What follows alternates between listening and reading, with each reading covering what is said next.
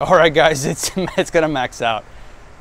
Oh man, we're at 2127 watts. It's getting nice and cold.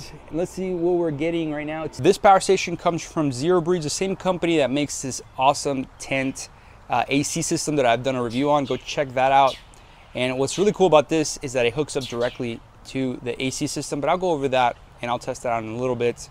Let's go over the specs on the ElecHive 2200. It's called the ElecHive 2200, but it's actually a 2500 watt hour power station. Cell chemistry is an NMC style. You got 2300 cycles to 80%.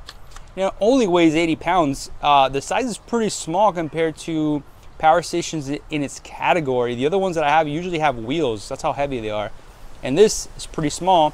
And I'm assuming that's because of the cell chemistry that it uses. You could charge this thing up in 2.5 hours from 0 to 100, but you do have to buy this specialty charger. The one that it comes with is only charges it up in about 11 hours. It takes forever, but if you buy the big gigantic power pack, it will charge it up in 2.5 hours. Price on this behemoth is $2,199. So let's go over the design of this power station, which I really like. A lot of times power stations get it wrong, and they usually do like an oval-y shape or something really odd.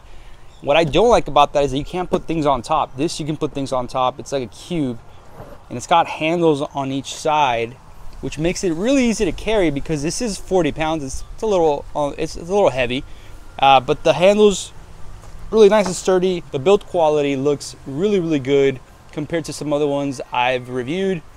The design, it's nothing flashy, nothing special. I mean, just has a branding on top. Pretty simple. You do have a lot of covers on these ports, which is really nice in case you're gonna have it in the back of your truck and take it to the beach. You got ventilation and the fans on the sides. One thing I really like about the design of the power station is that it has all the output ports on one side. Sometimes they'll put some here, and some on the other side. I don't like that. I do like that everything's on the front and I can just easily find it and know that it's gonna be up here. The screen is very easy to read. There's no issues with that. It tells you all the data that you wanna know on the screen. There is no app for this, which is a bummer, but honestly, I never use apps for these power stations, and I've had a lot of power stations, so it's not a big deal in my opinion, but it might be for you. So let's go ahead and talk about all the ports, starting up in the front, and especially with this very special connection right here. This is a 24-volt Anderson connection, and this is made to work with the AC system because that runs on a 24-volt system.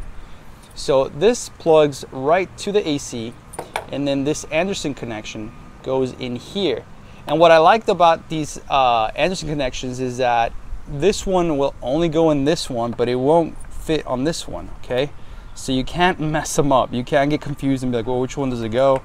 It only works on this port. Let's move on to the barrel connection here, 12 volts. I've never used these. I've had power stations with them. I don't really know what they're for. Maybe you can tell me what they're for, but here we have another Anderson connection, 12 volts, and this comes, the power station comes with this adapter. I'm not a big fan that you have to add this. It should have had like a cigarette lighter port built in my opinion, but it is what it is. These Anderson connections are not the easiest, like they're not the friendliest to plug in sometimes.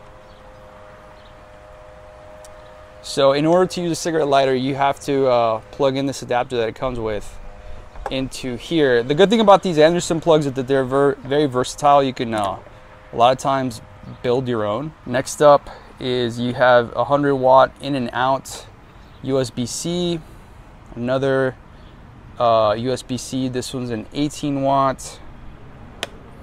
And then you have your 18-watt USB-A's. And at the bottom, you have your AC plugs. Over here, these are pure Synwave, 110 volts. They max out at 2200 watts, which we'll be testing in a little bit with some appliances. Now let's look at the back of the power station, see what we got here. We got four things here in the back. We got a charge and discharge selector to 90% or 100%. What this does is if you put it at 90%, let's say, what it'll do is only discharge and charge 90% of the battery, and that's to help to kind of keep the life of the battery a lot healthier. But I have it set to 100. Here you have another Anderson connection. This one is to charge up the power station, but it only says 240 watt max. This is for your cigarette car charger. You can plug it in here, which you have right here, but it's gonna take forever to charge it up. It's gonna take like up to 11 hours. And this is where you plug in your stock power brick that it comes with. And that is an 11-hour charge from 0 to 100. That's gonna take forever. So then you have this plug over here, and this is for your solar connection and for your fast charger that you could buy additionally, which I do have. It's a 1250 watt max fast charging. This is for solar panels and for that additional charger. What's really cool about this power station is that you could hook up solar panels to it, and on the manual it shows you how to do it. You can parallel them, or you can combine them all the way up to 1200 watts. That's a lot of solar. And then you have your auto sleep function. Actually, I'm going to leave this on. And this, if there's less than 100 milliamps of usage on the power station, it will just shut off after 12 hours. Now let's talk about the charging, ways of charging this thing. And we're going to talk about the power bricks. This is the one that it comes with.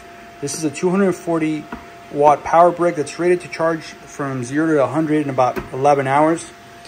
But I got this one from ZeroBreeze. This is our biggest one. This is 1,250 watts charging brick. So this will charge this thing from 0 to 90 in about 2 hours. So from 0 to 100 in about 2.5 hours. As you can tell, it's very loud. This thing is massive for being a charging brick. A lot of power stations at this size, in this size range, they usually actually just plug in directly using one of those 3-prong style computer cables. So there's usually no brick. It's just you carry one of those cables and it plugs in because the brick is inside the power station. So I'm assuming this power station is a little smaller than the other ones because the charging brick's not inside. And I do have the Anchor power station, which rivals this one. They're about the same size, and that one has wheels. I mean, it's a lot bigger and it's a lot heavier. This one, not so much. First test on the power station will be the ZeroBreeze AC. This is the Mark II, and I love this thing. I've used it a bunch of times while camping, and this thing is a lifesaver when it's humid and hot outside. But let's go ahead and test it out. Again, this runs on a 24 volt system, and ZeroBreeze made this power station with a 24 volt connection specifically to power this thing up. And it should power it for a long time. And we put the AC system on the low mode. It's got 3 different little modes. It's got like a full power, and then like a normal, and then a sleep mode. And the sleep mode in my testing is cold enough. Go watch that video if you're interested in the AC system though. I'm not gonna go too much over that right now. All right, let's flip this thing up so the water kind of goes out that way. So whenever you want to turn the ZeroBreeze on, you have to like hold it for a bit, which is, I don't like it too much, but all right. So I believe we're gonna have to press the DC. Yep, there we go. Press DC, and now we're on. So let's go ahead and turn this thing on. You have to let it kind of warm up a little bit. So we'll let it do its thing. It's getting nice and cold. Let's see what we're getting right now. It's still going up. It's 163, 166, 165. I don't remember exactly what is the max output that the ZeroBreeze AC does. If you watch my video on it, you'll see how much it pulls. I did a test on it. But right now, we are getting almost to 200 watts. Actually, we're going. I think it's, anyways, it says 13 hours till empty. So 180, 177. I think it's gonna maintain around there from what I remember. Okay, so as of right now, 180 watts is what it's pulling. Oh, yeah, 187, 189. Now it's going at 12 hours till empty. Again, it's running a lot of power, 204. Okay guys, maybe I was wrong. Maybe it's gonna pull a lot more. In all reality, I wouldn't really be using the high power too much. I only use the high power, the rocket mode, for just to get my tent kind of cool down, and then I usually put it on the night mode. So let's go ahead and put it on the night mode and see what happens. So right now we're marking about 120 watts, and it's saying about 19 hours till empty. Again, we are 91%. I didn't fully charge it, so those numbers would be a little higher. That's pretty good. That's really good to be running an AC system in your tent. And what I like about this is that the ZeroBreeze just hooks up directly to its ZeroBreeze cousin over here, the power station. That is really cool. And the AC system, they do sell a battery pack, which I do have, but that one's only about 700 and some watt hours. It's very small. It only lasts for like half a night. And again, you can go check my testing video. I tested it there. So now we're marking about 113, 114 watts, 20 and a half hours till empty. I'm sure if it was fully charged, it would probably say 24 hours, maybe more. That means that this thing could run for about a day on with the ZeroBreeze, which is a lot of sleeping right there, which is pretty cool. Next up on our test is just a regular saw, and let's go ahead and try that out. Let's plug it in. Let's turn on the AC. And again, these buttons, you have to like hold them for a bit. Actually the DC, you don't, but okay. Okay, so we got it going. Let's try it out.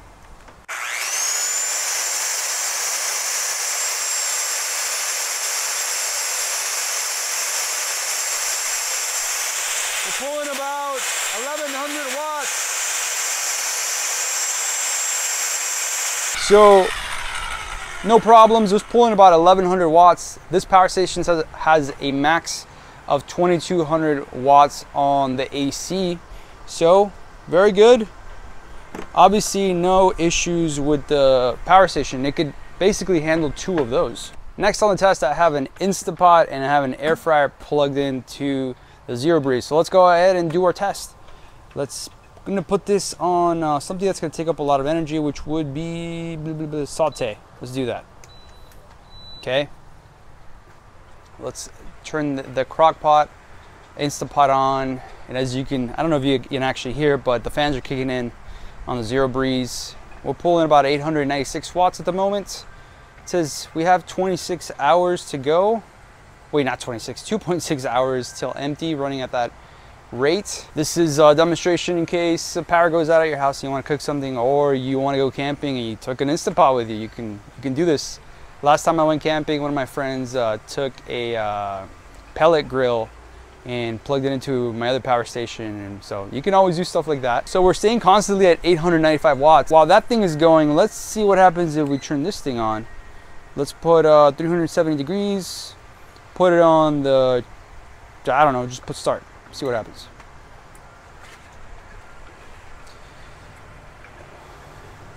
All right guys, it's gonna max out. Oh man, we're at 2127 watts. Actually, let me take the camera off here so you can see. We are close to maxing this thing out. It maxes out at 2200, and after that it goes into a protection mode. It says that you can you have about an hour left. Pretty impressive. I'm running 2 high-powered appliances at the same time, and the ZeroBreeze, it's keeping up at 2100 watts on the AC. Impressive. Comes to show that, yeah, the ZeroBreeze can handle a lot of power on the AC inverter. It says 2200 watts is the max, and it's yeah, it's keeping up pretty good. To conclude this video, the ElecHive 2200 from ZeroBreeze, it performed very well. This is something I'm going to be keeping for a long time, knowing that my AC unit hooks up directly to it. That's very special. So if you have one of those AC units, this would probably be the next thing you'd want to purchase, so your AC unit runs for a long time. Everything else performed really great. The only thing that I don't like is that, well, you're missing a cigarette lighter on here. I wish it had a built-in one. That would be great. It's okay because the Anderson connections, those are very versatile very cool, and you do get the adapter, so can't complain.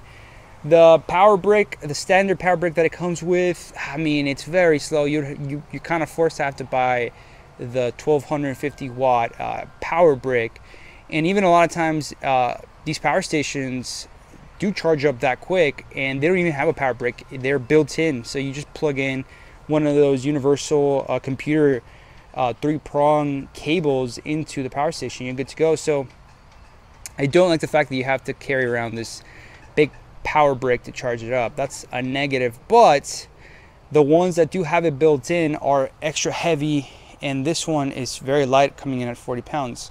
So there is some pros and cons. Overall, I like this power station. I'm going to be keeping it for a long time. I'm going to be using it for a lot of my trips next to my Anchor power station, and both of them I'm going to be using. So anyways, thank you for watching, guys, and we'll see you on the next one.